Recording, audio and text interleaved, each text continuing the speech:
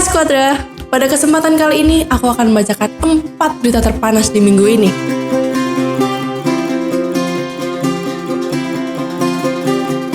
Liverpool kembali gagal meraih kemenangan di game week kedua Liga Inggris setelah ditahan imbang oleh tim tamu Crystal Palace 1-1. Bermain di hadapan suporternya sendiri, Liverpool justru harus tertinggal lebih dahulu pada menit ke-32. Crystal Palace yang melakukan serangan balik sukses mencuri gol dari tuan rumah lewat sepakan dari Wilfried Zaha 1-0 untuk keunggulan Crystal Palace. Petaka kembali terjadi untuk tim Liverpool. Striker anyar mereka Darwin Núñez harus diusir keluar lapangan pada menit ke-57. Darwin Núñez diberikan kartu merah langsung oleh wasit Paul Tierney karena kedapatan menanduk kepala dari bek Crystal Palace Joachim Andersen. Sepanjang pertandingan Núñez memang cukup kesal dan frustasi karena selalu ditempel dan mendapat provokasi dari Joachim Andersen. Wasit yang melihat kejadian tersebut tanpa ragu langsung memberikan kartu merah kepada Darwin Núñez. Meski bermain dengan 10 orang pemain, Liverpool terus melakukan serangan guna menyamakan kedudukan. Gol yang ditunggu-tunggu seisi Anfield akhirnya tercipta di menit ke-61. Luis Diaz melakukan dribbling memukau dari sisi kiri pertahanan Crystal Palace dan melewati kepungan 4 pemain Crystal Palace. Diaz melepaskan tendangan keras kaki kanannya menghujam langsung ke gawang Crystal Palace tanpa bisa ditepis oleh Vicente Guaita. Skor pun berubah menjadi 1-1. Di waktu yang tersisa, kedua tim saling melakukan jual beli serangan untuk mengubah skor. Namun Dewi Fortuna masih belum memihak kepada siapapun pada pertandingan ini. Dan pertandingan harus berakhir dengan skor sama kuat 1-1.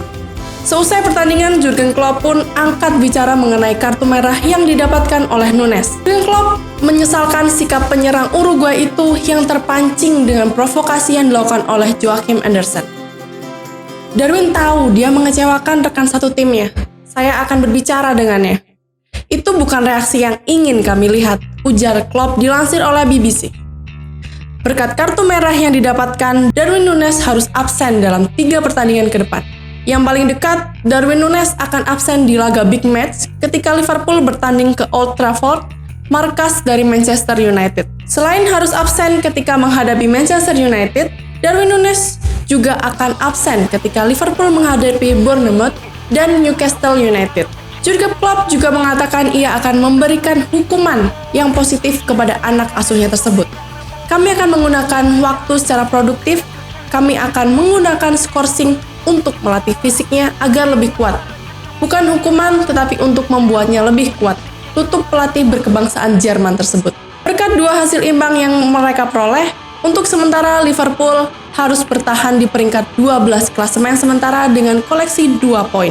Kalau musim ini Liverpool performanya menurun, siapa dong yang akan menghentikan dominasi Manchester City musim ini? Masa Manchester United sih?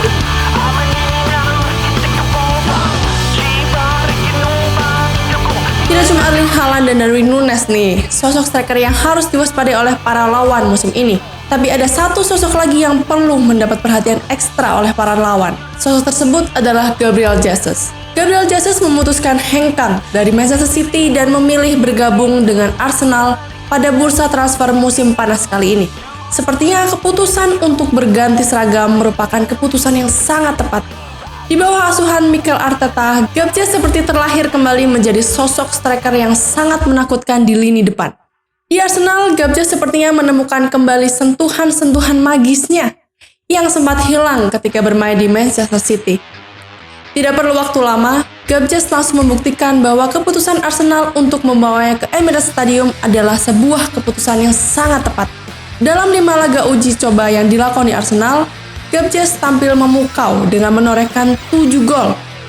Musim lalu ketika berseragam Manchester City, Gabjes hanya tampil dalam 28 pertandingan dengan catatan 8 gol dan 9 assist. Pada laga perdana Liga Inggris menghadapi Crystal Palace, Gabriel Jesus bermain penuh 90 menit. Meski tidak mencatatkan gol dan assist, tapi Gabjes bermain dengan cukup baik dan berperan penting dalam kemenangan Arsenal di laga perdana Liga Inggris musim ini. Di pertandingan kedua, menghadapi Leicester menjadi panggung pembuktian untuk Gabjes. Ia membuktikan bahwa uang besar yang dikeluarkan Arsenal untuk memboyongnya bukan merupakan sebuah investasi bodong. Gabjes yang diturunkan sejak awal sukses membawa Arsenal menang 4-2 atas Leicester City. Gabriel Jesus sukses mencetak 2 gol dan 2 assist pada pertandingan tersebut.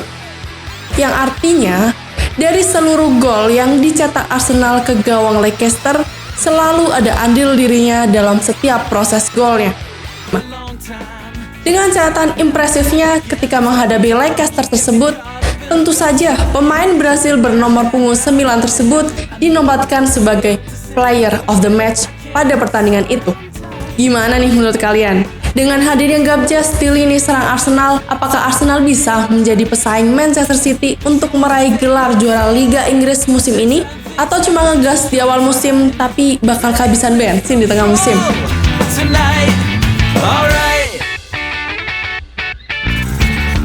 Liga 1 Indonesia sudah selesai menuntaskan game week keempatnya pada akhir pekan lalu. Sampai game week keempat ini ada satu tim yang belum bisa meraih 1 poin pun. Tim tersebut adalah Persis Solo.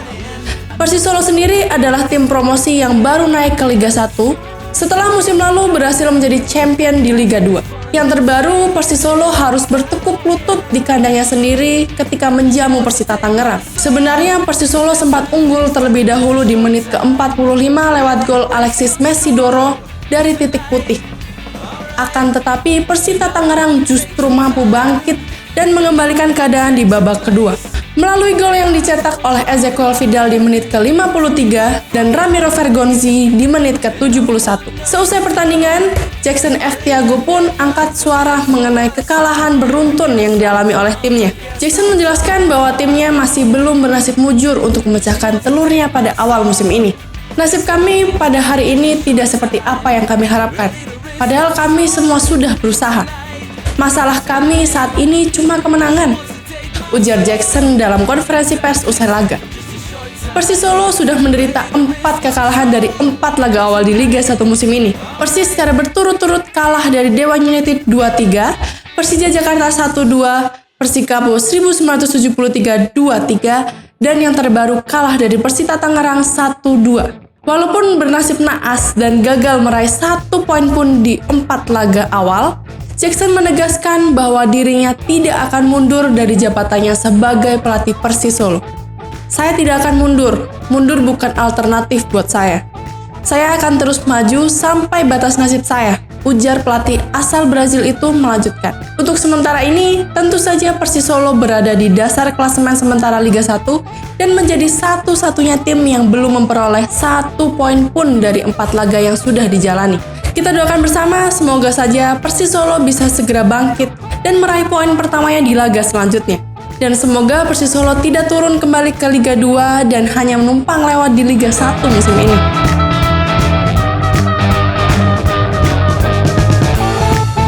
Aji Santoso dan jajaran staf kepelatihan Persebaya mendapat peringatan dari Presiden Persebaya Azrul Ananda usai hasil kurang memuaskan yang didapat Persebaya ketika menjamu Madura United di Stadion Gelora Bung Tomo.